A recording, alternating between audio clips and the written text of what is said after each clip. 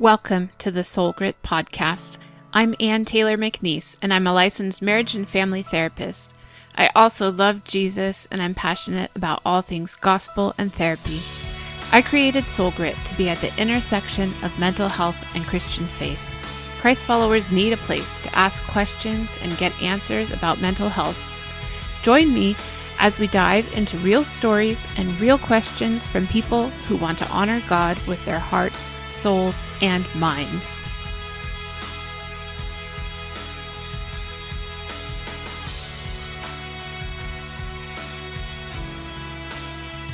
Right, welcome everyone back to the Soul Grit podcast. I'm Ann, and I'm here today with my new friend, Heather Sanford. Heather is a lifelong ministry worker and previously worked in a pastoral position, and she experienced her own church hurt. And so here, kind of towards the end of our church hurt series, we're going to talk to Heather just a little bit of what that felt like from being not the senior pastor, but being in a pastoral role and really loving her church family, but really going through the heartache of having to leave and separate from that. First of all, welcome, Heather. Why don't you tell us a little bit about yourself? Hi, Ann. Thanks so much for having me. It's been really fun to get to know you the last literally couple months of son playing football together. I love when, the Lord brings people together in random ways. First, I'll just start by saying I do love the Lord. I've, been with him my whole life, so I'm grateful to still be in a relationship with him. I've been in a relationship with the church for a long time, but like you just said, experienced a lot of hurt in the church. And that's a really sad thing for me to even still say. I'm still wrestling with what that even means, to be honest. I have given, I would say, my whole life to the bride in full-time ministry, even as a young person, just growing up in a church. But yeah, I have spent 25 plus years in full-time, what the church quote unquote say full-time vocational ministry, working in a parachurch ministry for a lot of years, and then in a private Christian school for a couple of years, and then in my latest job in an actual church in a pastoral role, as you mentioned. So a little bit about me. I am married and I have two kiddos, a daughter who just turned 12, and she's, full on teenage mode, even though she's not a teenager quite yet, but we're in that zone, and an 8-year-old son. Yeah. So that's kind of a little bit about me. Yeah. And lots to dive into though. We'll get there. But yeah, like you said, like we've been praying actually for my son who's 9 to have like some buddies. And I think I texted you, I was almost at the point of tears when I realized like you had invited us over along with some other boys from the football team. And this was the first time that my son had like a play date with friends that were his own and not just like our church friends or family, And so I'm really thankful also that we got to do flag. I don't know anything about football at all, but our kids enjoyed playing and they won their championship, and it was cool. Comeback story of the century. They were no offense to any of our poor little boys, they were awful at the beginning. They were awful, and then they came back to win. I couldn't even believe it. It was so exciting. My husband was jumping up and down, and just to see the progress that they made, like, even though I said I'm not a football person, but that was really an amazing experience, not only for them to learn the game, but also to learn how to be a team, and also to make like actual friendships, which is kind of new for my kids. Oh, I'm so grateful. Yay. We'll continue to have many more play dates, even though our season is over. So our girls are the same grade and our boys are the same grade. And then I have an extra one. So fun. Awesome. And your husband is great too. So he's a fun guy. I think we'll keep him. You should keep him. Okay. So we'll get into the story a little bit here. Why don't you tell us about how you found out that the pastoral role you were doing wasn't really going to work out? Let's start there. Yeah, great question. Okay, so a little backstory. I actually, for the majority of my ministry career, did youth ministry specifically. So I'll start there. And then when I entered into kind of the beginning of the end, I would say, of my ministry career, as I would say it. And I'm not saying that my ministry career is over per se. It's just definitely not going to exist in the manner in which it had, I think, for the first literally over 2 decades that I was involved in the way I was. I was in youth ministry for a long time because I love students and I love families. But then a couple years back, I was invited into an executive role. Pastorally, had already been ordained in ministry, and that's a whole nother podcast. We can talk about women in ministry and whether or not people will even believe in that. So we'll just shelf that conversation. We'll circle back to that. We'll just assume that half of your audience probably is thinking, what? You have a woman, female pastor? And the other half being like, yay. So we realize that some of your listeners don't even want to listen to me talk, but that's okay. But, for the sake of the argument, yes, I'm ordained as a pastor within my denomination or whatnot. But, I was invited into an executive role as a pastor, not in a youth ministry anymore, but within the larger body of the church, to be kind of in charge of our production and weekend experiences and communication and worship department. I kind of oversaw 3 different directors. So I was over 3 other departments, and then I was the head kind of pastoral role over those other 3 pastors and directors. And I kind of felt like the beginning of the end was when I was invited into this executive team as a woman. There was just questions I had about the way certain things were ran. And I remember one of my very first conversations with my lead pastor was, I walked into a meeting and I said, I had been given the budgets for our Christmas production at this church, this large church I was a part of. And it was a great amount of money, in the multiple thousands of dollars. Like, we'll just put it at that. And I said, wow, I was alarmed at the amount of money it was, it was like a full-time salary, really, to be honest, for a weekend production. And I understand the size of our church was very large, but I thought, what my heart immediately thought, would it be so cool if we took this money and in lieu of doing this huge weekend production for Christmas, what if we donated this money to something, a need in our community, like to the and not even necessarily a Christian or ministerial cause, but maybe like a Boys and Girls Club or, a military families, deployed, families, when they were living without their spouses for Christmas, let's provide Christmas or something, just a cause that would support our community based on the scripture that says, the true gospel is taking care of widows and orphans. That's what kind of motivated. So I went to my pastor and I said, across his desk, hey, what about in lieu of Christmas this year, let's spend like a couple $1,000s on a big, huge billboard that says, in lieu of Christmas, we have donated X amount of dollars to X cause in our community, God bless, blah, blah, blah. And, he kind of laughed. And then he looked at me and said, oh, wait, you're serious? And I said, I'm absolutely serious. And he just said, that's a novel idea. It's very noble, but we're not going to do that. We have Christmas to put on. And I'm like, and it just sat this sinking feeling down in my soul, and I say that story because I feel like that really I didn't know it at the time. That was kind of the beginning of the end for me. I just started realizing I had something within me that was a rub against the direction of where the church, not just my church. And I want to be careful during this conversation that I don't think that it's just about the church that I was serving at. I think it's a bigger conversation about the state of the church. And I will say, I do think that it has something to do with larger churches, and especially in the Western culture right now, in America specifically, and the way they operate, that just started making me realize something's off here in the way and the manner in which we're operating that doesn't feel aligned with what I know to be true of the heart of God. And I'm also not saying that Heather Sanford has the corner on the market of the way God would operate the church. Do you know what I mean? Yeah. I'm not trying to come across with some audacity in that sense, but I do just believe that was for me, the beginning of the end. I saw some very tangible ways that we had power and authority and resource to do some very good things within our community, to love our neighbor well. Mm-hmm. And we didn't take that opportunity. Instead, we took opportunity to do some shiny, fun things that didn't really have, in my opinion, lasting impact. Yeah.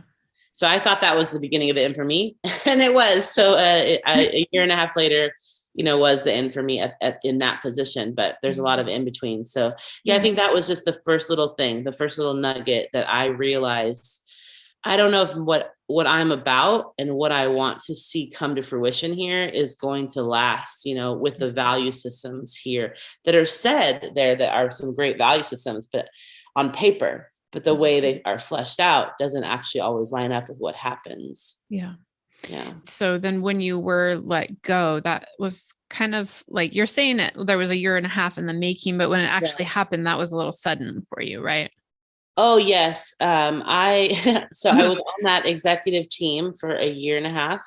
And it was a pretty rocky journey. About 6 months into that position is when the pandemic hit.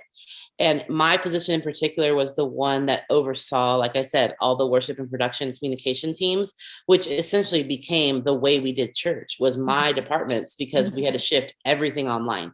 Yeah. So all of a sudden, my departments were the ones that were working crazy overtime to create essentially, an entire new platform to make sure that our huge thing that was happening, church, was still happening.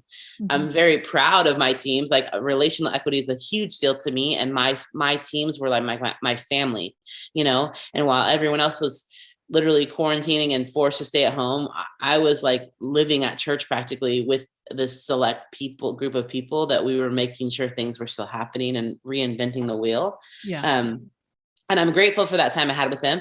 But during that time, it was like this big shift, and there was lots of just rocky, interesting things that happen. I always say this, but I'm not a yes man. So I challenge the status quo. And when things are said and done certain ways, I'm just like, well, okay, but why? What's the why behind this? How are we still meeting the needs? Are we still hearing from the Lord? Are we doing this? Or are we just doing this to save face? Or like, is this about image or reputation? Or is this about the heart of God? Is this about meeting the needs? Is this about our mission? You know what I mean? I just always I'm willing to ask the hard question at the table. Yeah. And versus just like nodding my head, yes, you know what I mean? And so that can I'm a pretty outspoken person.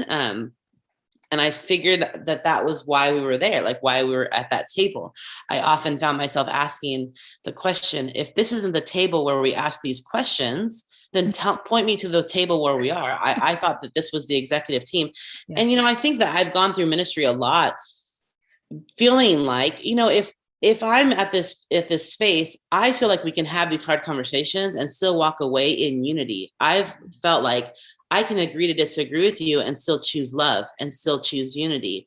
But I have found, unfortunately, in ministry, specifically in like evangelical ministry, that if you disagree, it oftentimes for people equals disunity and dislove, which is really unfortunate, because really all that is backed by is ego, which is usually driven by insecurity or fear. And I'm like, how about the fact that I disagree with you doesn't actually equate I don't love you or I don't care about you. Maybe it's just because we are wired different, and it's okay to disagree and still find common ground, that we're still united in Christ and I still actually love you. Yeah. Like, or that is over spiritualized, like, well, or that it's total spiritual bypassing. I'm hearing from the Lord, and this is that kind of thing. That phrase is that makes me want to throw up in my mouth, because who gets to spiritually trump who? Yeah. When you say, I heard from the Lord, when a lead pastor specifically, and I'm not trying to specifically call out any one person. I mean, I don't want emails and phone calls from people that might hear this and they know me personally, which I probably will either way, because I'm sure some of your listeners are going to know me and they're going to be like, oh, Heather, which is fine. It is what it is. But when somebody specifically uses the trump card of the Lord spoke to me and they told me this over your life, okay, take caution with that, because if the Lord, the same spirit that lives in you, lives in me, lives in Jesus who rose him from the dead. So if he's not telling me that directly, but he's telling you all of a sudden, especially if it's an agenda that benefits you, how does that make any sense? And when people want to pull the trump card, especially in a ranked system of authority within the church, that's pretty dangerous ground. Oftentimes, and it kind of can get real gross real fast. It's really hard to figure out, like spiritual authority and respecting your pastors and honoring your pastors, but then not letting any kind of like narcissism or ego or pride dictate. I mean, your face is so grossed out right now about what I'm saying, like you want to be able to respect people that are in positions of spiritual authority, but you can't, like you said, just nod your head and smile when you know there's things that don't really line up with the gospel mission. Right. Yeah, my face goes sour when you use that word honor because I think it's one of the most manipulated things in specifically this decade within the American evangelical church. Mm. I think it is, and I am not saying we should dishonor or disrespect people. I think there is a place to honor people, and respect people, because we should honor all humankind. We should honor and dignify people. But when you place people in authority and give it an honor that is based off of an illusion of who they are or who they ought to be, especially in the church, in places of spiritual authority, it can get so magnified, it becomes an idol, and it's so gross. I was recently, somebody from my old church sent me a clip of something, and there was a guest that mentioned something about honor, and my stomach turned because it was in relation to money, and it was kind of like a manipulative tool about honoring the head of the house, and the wording that was used was all about the head of the church, and Christ was not mentioned at all. As the head of the church. As the head of the church. Okay. And the scripture, the Bible that I've read many times over in my life mentions the head of the church only always is Jesus Christ himself. Now, there are people put in position to lead within the church, the priesthood, yes, of course, but the great priest, the head priest, it's always Christ. And to not even give mention to, we know that Christ is the head, but so-and-so has been called to lead this congregation, or it's just to not even give anything, a nod to it, and just to raise up a name. That's scary ground to tread on. And I was like, because they told me this and I was like, nah, it's not. I'm sure they didn't mean that. They didn't say that. And they sent me the clip and I thought, oh no, and so that stuff makes me, that's why my face goes, oh, the whole narcissistic, like raising up of, and the honor culture that we're just twisting just enough, like just getting that little measure off and then people come at you and they say, you're dishonoring and therefore you're divisive, you're demonic, you're the one creating harm, you're the one. I've been told that this last year since I've been let go, and I'm like, because I speak the truth, because I speak the truth in love. I'm not out like starting a campaign of saying anything harmful or slanderous at all. I'm just telling my story to those who ask the truth about it.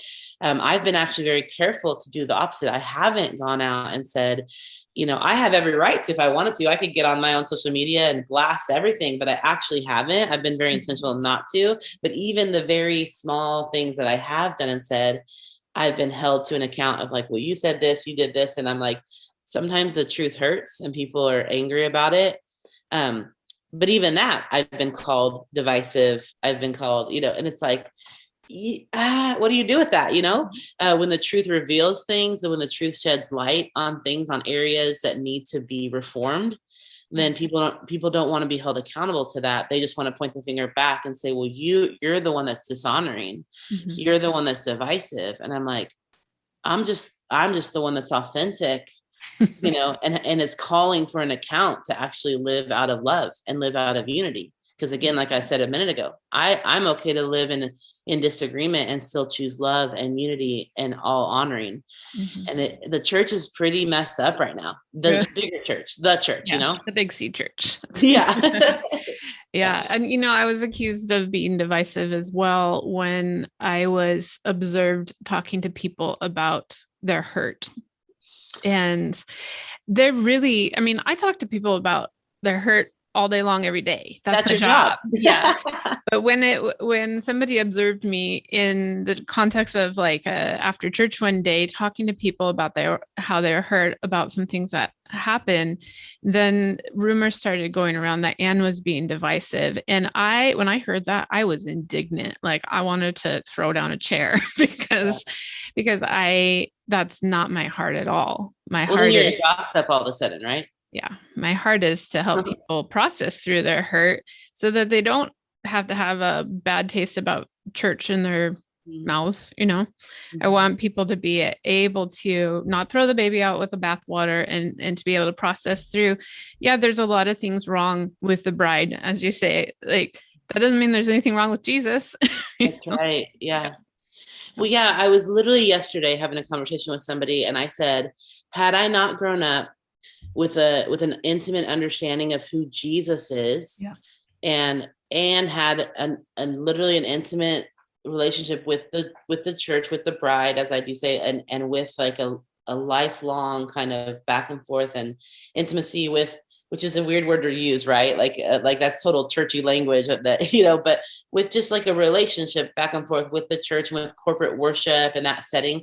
If I grew up without that, and being who I am now as a 44-year-old woman, I would not want to have anything to do with the church. It's no wonder that people that I know, peers that I meet that don't have a quote unquote religious background, it's no wonder that they get the big old postcards in the mail and they just toss it right in the trash. Because why would they?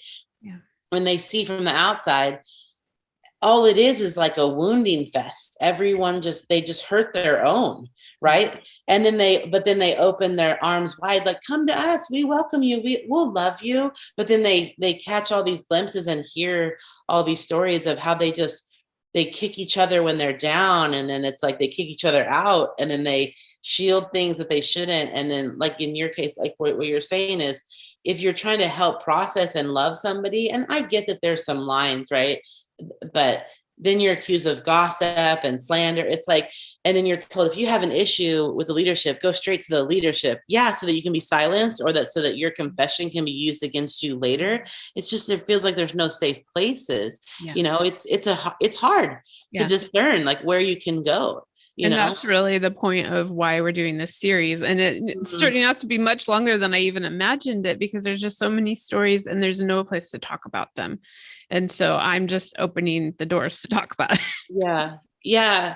And I always come back to, even this last year for me, and we mentioned it briefly earlier, but yeah, like for me, my story was, then it's been 13 months now, which I can't even believe. I think it's tomorrow or 2 days from now will be 13 months exactly that I was let go abruptly over something that happened, that was, it's kind of not even worth going into the issue. The actual reason that I was let go was like a simple thing, but, and whatever, but which is nor here nor there, except that it was an abrupt thing. It could have been resolved through some like conversations and some accountability and some things, but instead it was just like this is a low hanging fruit, to terminate me. But I remained at my church for, up until a couple months ago, I had been there because I thought, well, I'm going to be here because this is still my family. I had been there for a decade, long before I was on staff for 4.5 years. I had been there.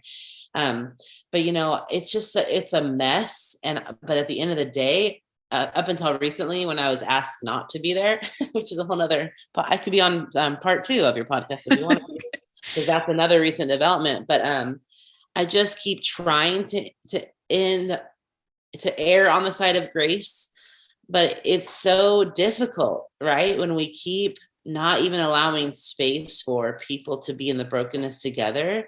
Because one of the things I have said all year to everyone involved, I'm not the enemy. They're not the enemy. The leadership that fired me are not the enemy. Like as much as I've been hurt by them, I love them deeply. And people that want to come to me and want to rally and be like, and I'm like, no, I'm not coming at them. I'm not coming against them. There's some things I would love for certain people to have accountability toward. I would absolutely love for everyone to just put on our big girl and big boy pants and come to the table and be mature about. I would 100% love for that day in an open forum. I'm cognitively aware that day will probably never happen this side of eternity. For that, I'm a 7 on the Enneagram. I'm like a positive, free, like, can't we all just get along? Like, let's all come to the table and we'll be fine. And I don't know why we can't do that, but it's not going to happen, it just doesn't. And I don't understand that, but whatever, it is what it is. And that makes me sad, but there's still grace to offer, because I know I'm not perfect. I know I've made mistakes, but I want to have hope.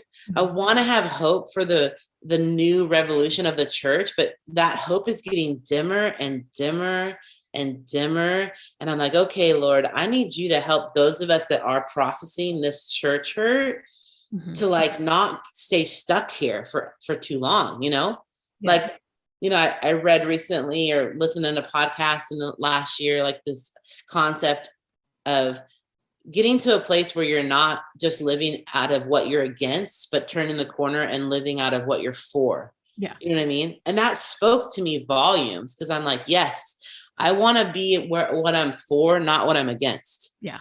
You know, that's And so helpful. that's a big part, just like Christianity in general, no matter what denomination or strain you're part of, that people know Christians more about what they're against in our Right. culture than what we're for. Right. Because it's easy to connect over, you know, sitting around and having a complaint fest, you know, and just like, you know, and being like, rah, rah, rah, rah, rah, you know what I mean? And then we Yeah. bond over that, right? It's like pain bonding, you know? Oh yeah. And I get that. And there is a space for that, but I don't want to camp out there and live there. And for me this last year, it's been like the biggest depression of my life, you know, which Well, has been, yeah, yeah, that's the next thing I wanted to talk to you about is yeah. like you got hit with depression this year. I mean, a lot of people did during COVID, Mhm. but this was like there was some other factors that it were involved in why this depression hit you this year. Can you talk about your depression? Yeah, I mean, and I am still in it. You know, I'm definitely not in the clear. I feel like in a wilderness, which is very foreign to me as a outgoing seven, you know, gregarious extrovert person. I am like, Lord, can this please be over? You know, like on a daily basis, I'm like, okay, can we be done with this? And so I feel I'm still in this depression, you know, this last year. And um of this last year, I'm still in the thick of it and feel like any day I'm like, okay, Lord, can I wake up and the magic is just gonna be like, oh, now I feel better. Now I feel like me again. You know, I think for me, that's the journey is I don't, I've been through moments of what it feels like to be depressed. You know, I lost my mom 20 years ago, Mm. you know, to cancer. I've been through some hard things in my life. So it's like, I know what it feels like to be down. I know what it feels Yeah. like to have, you know, a couple months of, you know, a couple weeks. I didn't know what it felt like to go into like a very elongated Mhm. time of waking up on the regular, not wanting to get up, kind of a Yeah. depression. It's been very hard to say the least. I feel like there's no adequate words to describe, you know? Yeah. Did it start after you were let go, or was it starting before? It actually started before. I didn't really realize it because it was kind of masked with just the busyness of still being in ministry full time, because that really fuels me. When I'm just like serve, serve, serve, go, go, go, it like still keeps me going. But yeah, my marriage has been, I've had a really a lot of struggle in my marriage, you know. And so we had been in a really, really rough place, especially like during COVID, had kind of brought out like the reality of that, just kind of being quarantined at home together. Yeah, like that, again, that's a whole nother podcast. You should just have me on for 50 Okay. podcasts. I can just be your permanent side guest You're of like how to walk through all the issues of life. No, I'm kidding. We had been wrestling through a lot, and yeah, so just dealing with just typical of those things, and then the hardships of things at the church, you know what I mean, and just feeling like I wasn't heard. Yeah. That was kind of all in there, and I didn't even, it's like I cognitively knew but didn't really know in my psyche, if that makes, I mean, Yeah. you know, I don't know, this, can we turn this into a therapy session? Yeah, I'm just Here, kidding. here we You go. know what I mean? You know, it's like when you actually know up here cognitively, for your listeners, I'm pointing at my head, but then in your heart, you don't really know what's like, it's like all swirling around in there and you don't actually connect the dots, and then being let go and then sitting in my backyard day after day after day. You know what I mean? It's like all of a sudden it gives that empty space for everything to just sort of like, you know, Yep. swirl and then line up. And then you realize, Ooh. what is going on?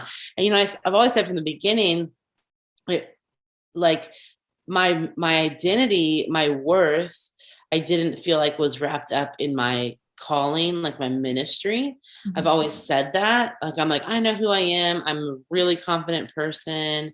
Like I knew that my love from the Lord wasn't wrapped up in what I did for him because I'd already gone through that in my 20s. Yeah. Let me tell you, the thing I have learned through this situation and the depression is I still believe that part, that my identity isn't wrapped up in my call or my ministry, but it certainly is wrapped up in, like, I would say my next layer is realizing how important like community and Mhm. relationship is to me, and purpose through being able to just connect relationally, and the interaction of human on human life, like what I give and what I take Yeah. reciprocally, from people, and without feeling like you have that in like a natural habitat of like the give and take that like a job and an environment, a ministry provides, Mhm. a church community, even like, it's like when that is kind of stripped away from you.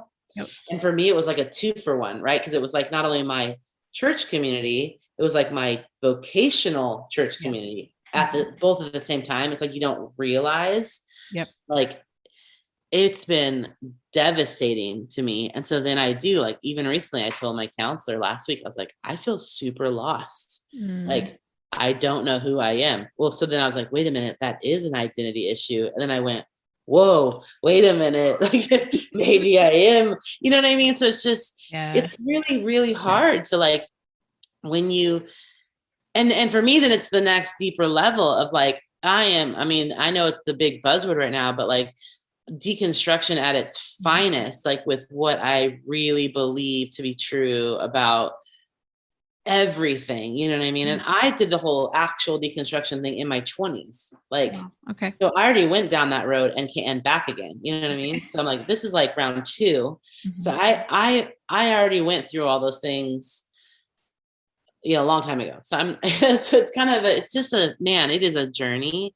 Mhm. Um, but then it makes you rethink like everything about, you know, certain tenets of not just your faith, but like your marriage, like what, all the different things, Yeah. and parenting, and then friendship and community and purpose and calling. And when you've lived 25 years of the way you did life was through ministry. Yeah. And now I'm like, and everyone that's like calling you is like, oh, come work for my church, come do this thing, come be in this ministry. And I'm like, I don't even know if I want to do ministry, Yeah. quote unquote. I don't even, you know what I mean? Like, I just want to love. I actually, the irony is, I want to do ministry, true ministry, which Yeah. is like, I see more secular organizations doing ministry, Yeah. gospel ministry, without calling it that. You know what I mean? Mhm.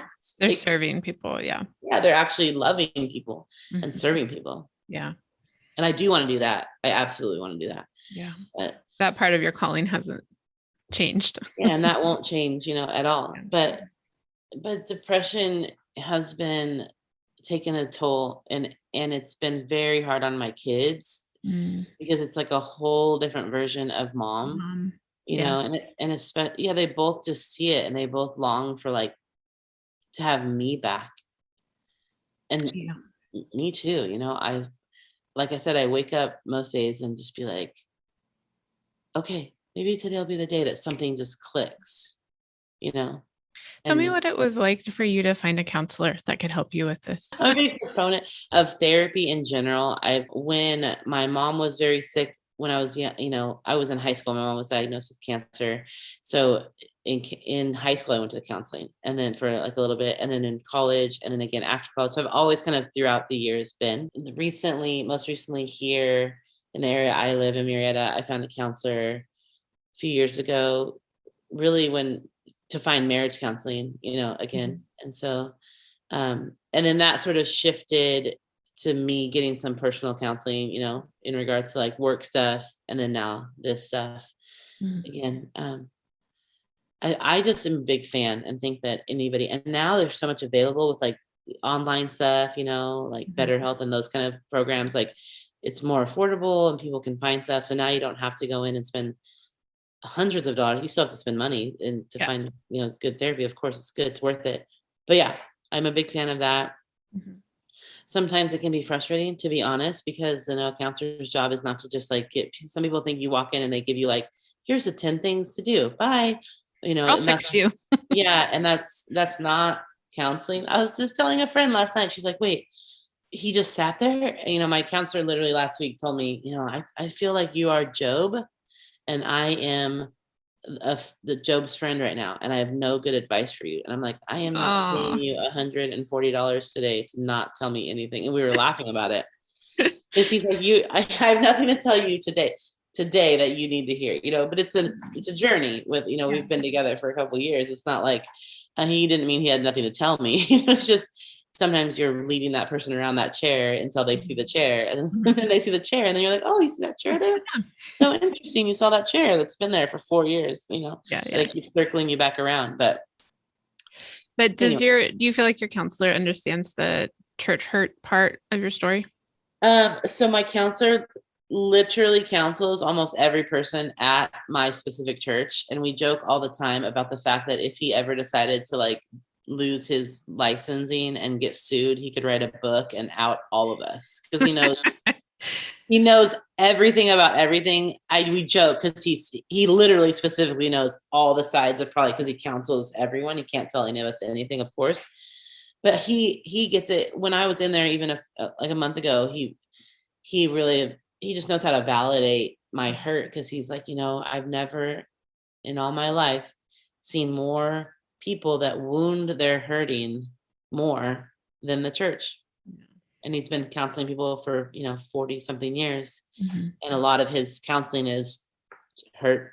He's like, my business, I don't think I would have a business if it weren't for people that were hurt by the church. Mm-hmm. That is a profound statement for a licensed therapist to say. He wouldn't have a business if it weren't for people being hurt by the church. That's, wake up, church. We got to do something better, Mm-hmm. to not be sending people by the droves to therapy.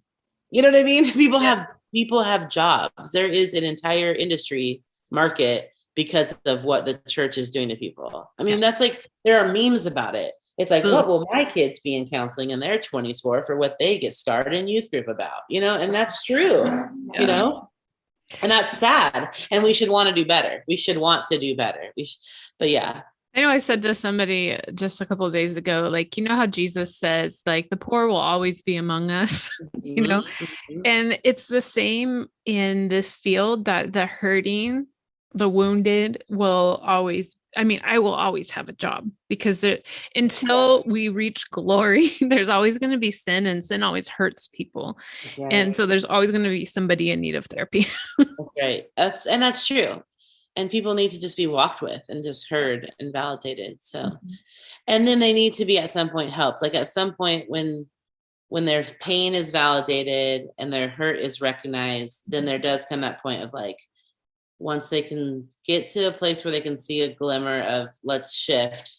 Yeah. Then we can help them. It's been a crazy journey for me too, because even in the last 2 weeks, I've met with I was counting their day. Like last week alone, I met with 4 different groups of people to counsel them. And I'm like, I can say all the best things, right? And I have all the advice and all the stuff, and I can listen and validate. I'm like, Lord, how is this that you can still use me to share and love and walk with, but then I'm still just drowning over here in my own, so it's like this, life is a very interesting thing, Yeah. For me, sometimes that's helpful to focus on still using my gifts to walk with other people, but it's more of that internal stuff, right? Like when the things line up, and I realize it's physical and emotional and spiritual, and it's all the things that we have to know about our bodies and our minds and our hearts and our spirit. It's all connected, but yeah, it's an interesting journey. I'm definitely in the middle of all of it. Yeah. And even where the scripture says, like, we comfort others with the comfort that we have received. Yeah, that's right. Like sometimes you're still walking through the mess when you're doing the comforting. Yeah. And that in itself can be comforting to other people because they see you going through tough stuff and they say, well, if Heather can do it, I can do it. Or Mm, like I have some clients who know that I struggle with depression. And mm, when they're in their deep, dark depths, they say, well, I know Anne made it through, or I'm so glad to know that my therapist actually knows what this feels like, you know? yeah. Yeah. That's true. I was mentioning that to my husband. I was like, I can relate to this in a whole new way now. You know, Yeah. it's the things you never want to be able to say, well, I understand exactly what you're thinking and going through. Not exactly, because everyone is a little bit different. You don't want to ever You can have empathy. you don't want to ever impose your story on somebody else, but you can have empathy in a different way Mm-hmm. for sure. So yeah, taking care of yourself is a hard thing, Yeah. when you're going through it. It's like when Yeah. what I should get up, I should go for a walk. Mm-hmm. I should eat something healthy 3 times Yeah. a day instead of not eating all day. I should drink water. You know what you should do, right? Yeah. And but But when you need to do it, that's the hardest time to do it, right? exactly, it's just it feels impossible sometimes. It's Yeah. very interesting. Okay, so that's a good transition. Our wrap up question, as always, Yeah, what are you doing for soul care? I'm not doing it enough, and that's the honest question is not enough. But I'm specifically in the last couple of weeks, I feel like I'm giving myself a B because I'm doing better. I'm actually trying to be with people more Mhm. because that's very life giving to me, is to be with my friends. Mhm. I'm taking care of my extrovert tank because I'm fueled by being with people. So I've been Yeah. scheduling just more time with people to come over and visit and sit by my fire pit and actually just have conversation. Mhm. Um, I'm being more mindful of my sleeping because I'm a late night. I'm a total night owl person. Okay. And then I sleep in. My kids are like, bless their hearts, they're self-sufficient now in the morning. They just get themselves to school. How I do not get the Mom of the Year award for that, but that's okay. They don't care, and I don't care. So I'm like, great, it works out. Um, anyway, but just be more mindful because even though I get 8 hours of sleep a night, but when it's from like 3 a.m. to 11 a.m., like it's the rest of the world doesn't operate on that timetable. So I'm just trying to be more mindful of that. Yeah. But so but soul care beyond like physical, like with sleep and food. I'm drinking way more water, and that is a very helpful thing. Good. I went to the doctor a week and a half ago, and I got all my blood work done, and it's all excellent, which was alarming to me. It sounds silly, but I was fully waiting for this is going to be good because the shoe's going to drop, and he's going to be like, this is bad, and this is bad, and you need to kick this in gear. And he's like, your cholesterol is better than mine, and this is great. And I was like, this is not helpful. I wanted you to scare Where's me the into, motivation? I'm like, yeah, scare me into something, make something up. He's like, no, it's all really great. I've been setting little things, it's like one little thing at a time instead of like the whole idea of like the mountain. Yeah. Because the mountain feels daunting. Mhm. But like last weekend, it was just like, my daughter's birthday party was the day before Halloween, and then we took her to see Hamilton for her birthday. It was just a lot. It was a lot in like a 3-day span. And normally every year past, I was thinking about it. I've gotten through those weekends, no big deal. I'm just like a go, go, go, produce at like 110%. That's my life. This year, it almost took me out. I was almost having a panic attack, that's another thing I experienced for the first time in my life was 2 panic attacks this last year. I was like, oh, that's what those What? are. Am I dying? I had never had one before, and I've had 2. I was like, oh joy, that's what those are. I almost had another one the other night. In the middle of LA in my car. I got a stoplight. I was like, no, I can't go there. Can't do it. But I knew the tools to like talk myself down, get myself down. Anyway, it was just a lot. And so I'm just learning to like try to not shut up, put up all my walls and to let other people in. I think that's the biggest part of my soul care because I'm such a strong, independent person that to give people around me, like my husband and my closest friends, the space to know before it's too late, so to speak, to let let them in a little earlier to know like, hey, what's going on in you. I need some like help. Yeah. Like, Oh. and they know, because they know that I'm struggling, but just to know a little ahead of the game, you Yeah. know, Yeah. which is, yeah. Well, thanks for letting me into your circle. Yeah. Thanks so much for having me and for letting me share and blab Yeah. on. I know I talk fast and with a lot of words, but hopefully you can Well, edit properly. yeah, this is a difference between my Southern California girls doing podcasts and other people. Yeah. So I really appreciate everything. And like you said, there's so many other places we could have gone with this conversation. And so we'll just have to circle back around and yeah, we'll have a part B and C. yeah. 50. Look forward to talking with you more. Now, people can get a hold of you here or there. Are you putting anything out there in the world that you want people to know about? I mean, right now I only have like, I'm on social media a little bit, like on Facebook and Instagram. I think I only have my Instagram is like it's the Heather do you say the or the? I'm not sure. Heather Sanford. And then Heather Gaines Sanford is my Facebook. You guys can follow me.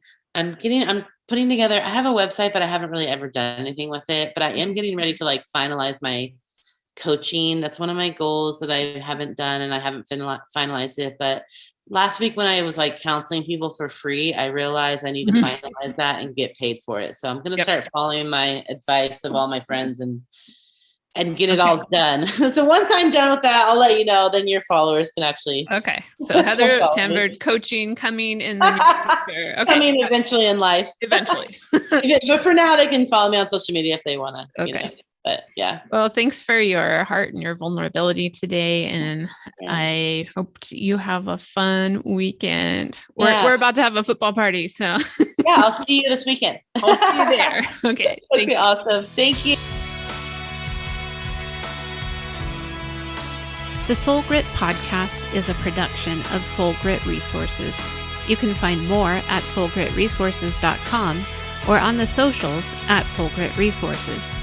You can email me at info@soulgritresources.com.